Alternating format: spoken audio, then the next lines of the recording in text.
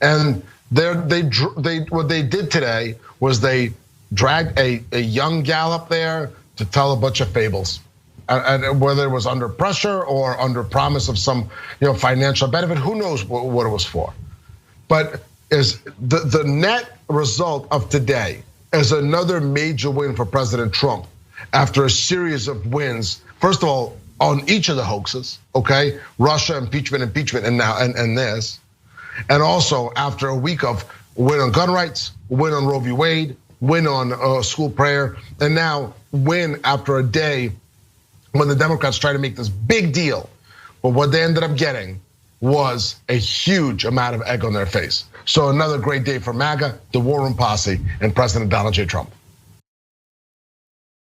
Where's Epshteyn talk about the victory that Donald Trump has after Cassidy Hutchinson's testimony? You find yourself looking, wait, what? Where did he mention the victory part? He just said it without much reason behind it.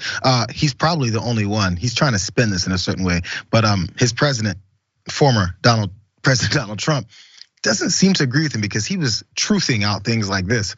I hardly know who this person Cassidy Hutchinson is, other than the negative things. We read this the other day. He said he doesn't know who Cassidy Hutchinson is, that she's a coffee girl, and that she's a disgruntled employee. Sounds like he's panicking, because there's more. That one we did read. Let's read from more of these others. He said, I never complained about the crowd. It was massive. I didn't want a request that we make room for people with guns to watch my speech. Who would ever want that? Not me. Besides, there were no guns found or brought into the Capitol building. So where are all these guns? But sadly, a gun was used on Ashley Babbitt with no price to pay against the person who did it. Sounds like he's panicking. Boris. Hey, here's more of Donald Trump panicking. Her fake story that I tried to grab the steering wheel at the White House limousine in order to steer to the Capitol building is sick and fraudulent. Very much like the Unselect Committee itself. Wouldn't even have been possible to do such a ridiculous thing. Her story of me throwing fruit is also false. And why would she have to clean it up? I already knew who she was. Still spinning, Boris. If someone's happy about this new victory for MAGA after the testimony, he sure has a weird way of explaining it.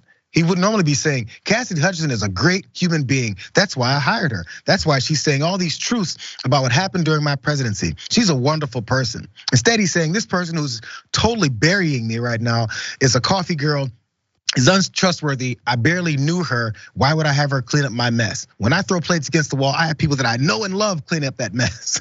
Come on, bro. The spin only has to work on the people who mindlessly follow it. What are your thoughts, Ray? I honestly am a little hung up on his use of the word fables. I was like, ooh, fables.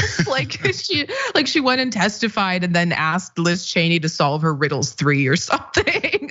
It's like a funny word to use to describe it.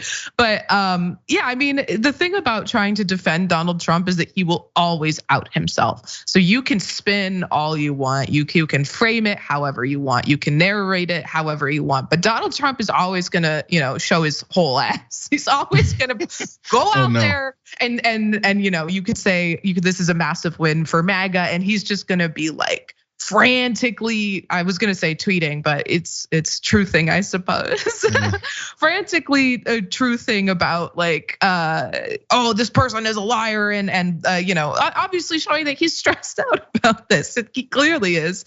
But I will add, it's like funny to see his tweets. Well, truths, whatever, gets so few likes, because that one you showed only had 13,000 versus like when he was actually on Twitter, the amount of engagement he would get. It's just like it just shows what a failure his social media has been. But I keep hearing that he's doing so much better over truth, and he would prefer it to anything that Twitter ever did. That's what I keep hearing. At least that's what what's his name? What's the guy's name he put in charge from California? I'm blanking on my man's name. Nunes, Devin. Yeah. Devin has definitely been pushing truth as the bastion of truth, with 10 people liking every comment.